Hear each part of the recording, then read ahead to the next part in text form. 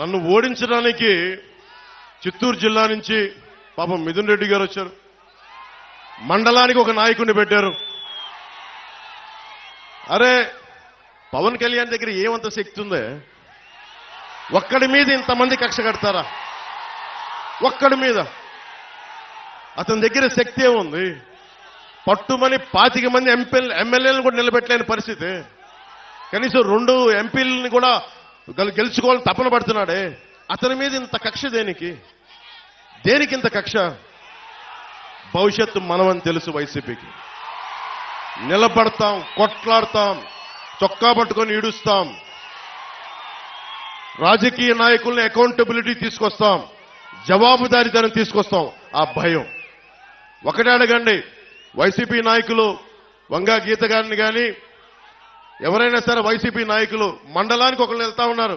వారిని ఒకటే అడగండి. సుద్దగడ్డ కొండ కాలువ ఈ ఆధునీకరణకి 170 కోట్ల రూపాయలు నిధులు విడుదల చేసినా ఎందుకు ఆపారని అడగండి. ఎందుకు సంతకాలు పెట్టాల్సి వచ్చిందని అడగండి. వాడికి సమాధానం చెప్పి ఓట్లు అడగమని చెప్పండి. చేబ్రోలు పట్టు రైతుల కోసం ఏం చేశారని అడగండి. వరద ముంపు కోసం గొల్లప్రోల్లో మన ఎస్సీ కాలనీతో సహా అన్ని మునిగిపోతా ఉంటాయి. వాళ్ళ శ్మశానం కూడా మునిగిపోతా ఉంటుంది. అలాంటి సమస్యల మీద వాళ్ళు ఎందుకు వచ్చారు? అవన్నీ తీర్చారా? ఈ రోజున ప్రతి 54 గ్రామాలు చెప్పి తిరుగుతా ఉన్నారు. మండలానికి ఒక నాయకులను పెట్టి తిరుగుతా ఉన్నారు. ఈ 5 సంవత్సరాలు మండలానికి ఒక్కొక్క నాయకుడు ఎందుకు తిరగలేదు? నిజంగా సమస్యలు ఎందుకు మీరు పరిష్కరించలేదు?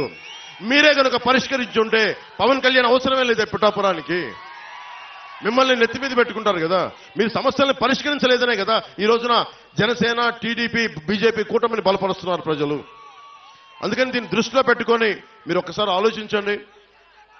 ఆ సౌండ్ ఎక్కువ, గాలి తక్కువ పార్టీని నమ్మకండి.